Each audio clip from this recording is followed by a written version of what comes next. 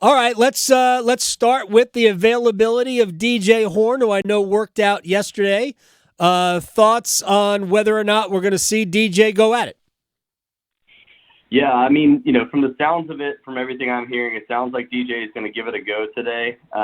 We were told yesterday that he is, a game time decision by Kevin Keatts. But if we're looking at past history, which we do now have with Kevin Keatts, we've heard from him for 7 years now at this point, and Right. and everything that we've heard, leading up to games, if it's usually a quote unquote game time decision, that usually means that player is going to play. So I get the feeling we'll see DJ Horne.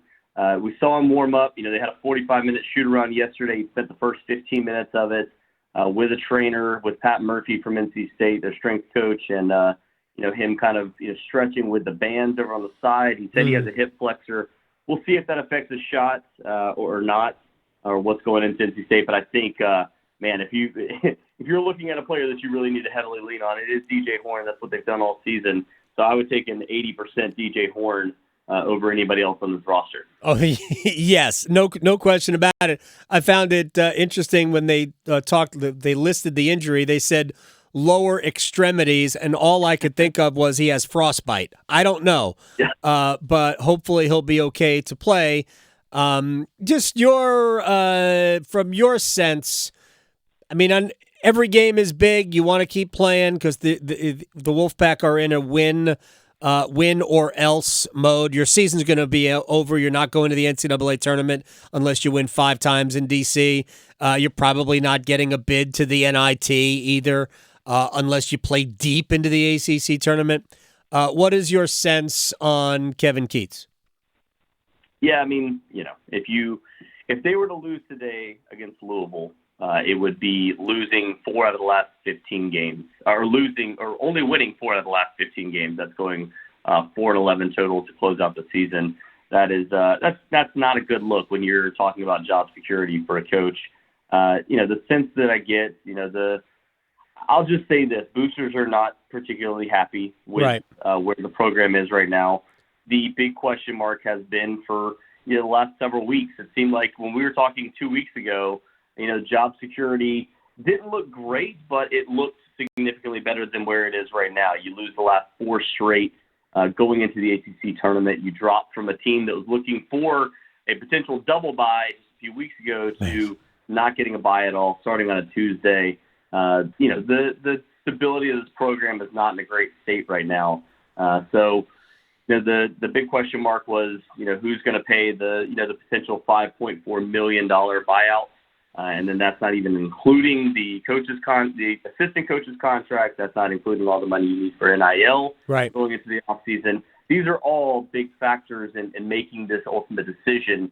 But we'll see. I think right now a lot of people are kind of out on the Kevin Keatts quote unquote experiment, I guess, for the last 7 years and where things are heading. But again, it's kind of barring a potential run here in D.C., so we'll see if that even happens or not.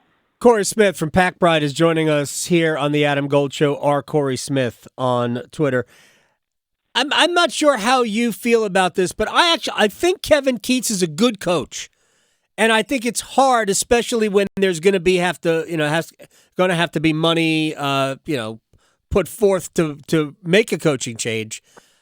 I find it hard to fire a good coach. I know it hasn't gone well. There have been a couple of times extenuating circumstances, the pandemic, a year where they probably should have gone when they didn't go to the NCAA tournament. But how much of the boosters are it's either him or us?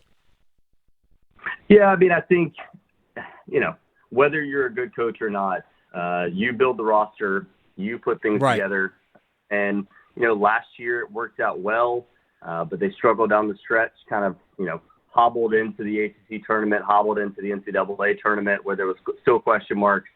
The thing is, I think he's done a good job coaching at times. There's also been a lot of situations where the team should have been better, the team should have finished better than they did. But if you're looking at the overall, structure of this roster, where things are at, those are all things that Kevin Keatts is responsible for. This isn't the NBA where, the GM is responsible for the roster composition or anything along those lines. No, this was put together by Kevin Keatts, by his program, and it's just not been good enough to compete at a high level in the ACC, which is what you want to see. You want to see the trajectory of the program continue to get better. And obviously you were given an extension 2 years ago. Part of that was written into the contract. That was the way things work.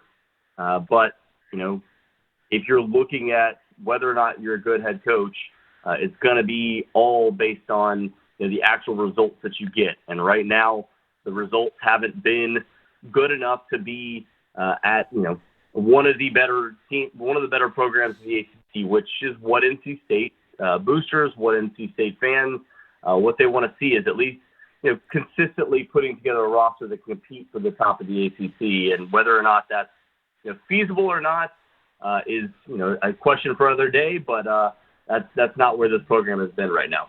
Cory Smith from PacBrod is joining us here. What do you think about their draw? Louisville, man, if you don't beat Louisville, I mean, we're all going to go into a turtle shell. Then Syracuse and potentially Duke. Yeah, I mean, I think somebody brought up a very good point yesterday. There's no team less interested in being at the ACC tournament than Louisville right now. If you don't beat Louisville, then that is just a tremendously bad look. But yeah, I think the draw works out all right for them. The issue, obviously, Syracuse. You were pretty close to being able to beat them at home. It came down to an elevator screen to DJ Horne that didn't fall. Right. That was a tough look, but they've been good enough to compete with them on a consistent basis. They've also just lost 7 straight to Syracuse. So history there doesn't look great. Now, Granted, 5 of those games are against Jim Boeheim and not against Autry, so a little different there. But this is a team that they can beat. They just haven't been able to break through against. And then Duke is a team that, I mean, obviously clearly much more talented than NC State. But I think that the draw is the issue where you start out on a Tuesday. You have to play 2 games before you go into even thinking about Duke. So that's not exactly a perfect situation for a team that relies heavily on 3 players to be their scorers. Yeah, no question about that. Final thing, and this goes back to Kevin Keatts. Do we know if he's got a good relationship with Boo Corrigan?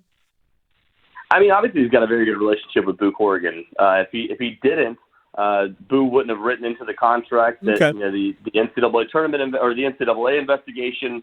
The results of that were tied to him being able to sign a 2-year extension on top of what he already had, and that was signed after the 2020-21 season, which was or 21-22 season, which was not great for NC State, if you remember. Right. The most losses they've ever had in program history. So, the relationship there is good, and I think that's another factor that's played into this too. Is I don't think Boo necessarily went into this year wanting to make a decision or wanting to make a change. It's just how forced has that hand been now at this point? And I think we'll find out over the next 48 to 72 hours. Once NC State finds out what they finish the season with or where Boo Corrigan wants to go moving forward. Cory Smith, Cory Smith on Twitter, PacBrod. My friend, I appreciate your time. We will talk to you soon. Thank you so much. Have a good one, guys. You too. Cory Smith here on the Adam Gold Show.